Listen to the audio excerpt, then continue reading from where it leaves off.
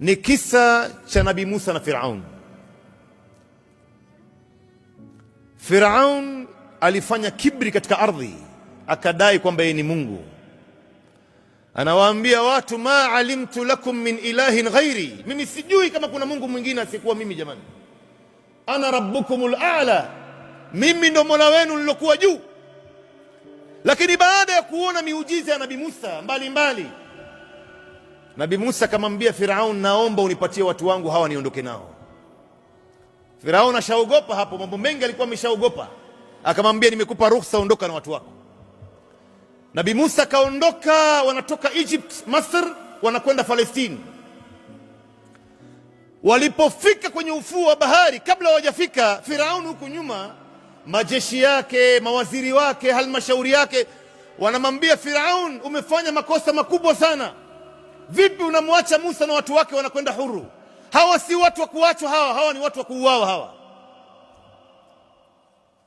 Ndio Firaun akaingiwa na hasira na jazba, wakachukua majeshi yao na farasi, wakaanza kumfuata Nabii Musa na watu wake. Nabii Musa anafika kwenye ufuo wa bahari, Red Sea, hakuna njia mbele, na wakiangalia nyuma, vumbi ya majeshi ya Firaun. Wanakuja na majeshi wote na silaha zote, na Nabii Musa hana silaha, hana majeshi, hana watu wa kuweza kumsaidia yeye. Watu wake wanamgeuka Nabii Musa, wanamwambia Nabii Musa, umefanya nini hii? Umetuleta mara nyingine hapa katika jambo la hatari.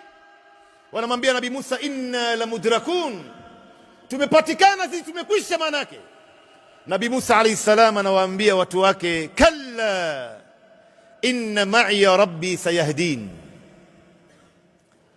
haiwezekani, mimi nina Mungu wangu ambaye atatuonesha njia.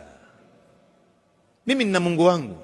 Angalia yaqeen ambayo Muislamu anafaa kuwa naye, kama alivyokuwa naye Nabii Musa alayhi salam. Hakutia shaka.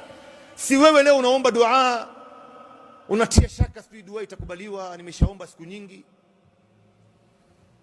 Unaomba dua huku unaangalia watu. Mtume sallallahu alayhi wasallam anasema, ud'u Allah wa antum muqinuna bil ijaba, muombe Mwenyezi Mungu na wewe una yaqini hii dua Mungu ataijibu, na atajibu. Lakini wewe unatia shaka, unaangalia watu huku, unaomba, unasema nishaomba siku nyingi, itajibiwa vipi dua kama hii? Lakini Nabii Musa anaonesha watu wake, wallahi mimi na Mungu wangu, na Mungu hatotutupa, atatuonesha njia. Na ndo pale Mwenyezi Mungu Subhanahu wa Ta'ala anamwambia Nabii Musa, chukua bakora yako ipige bahari. Akapiga bahari, ikatoka njia 12, na kila njia moja bahari imesimama kama jabali.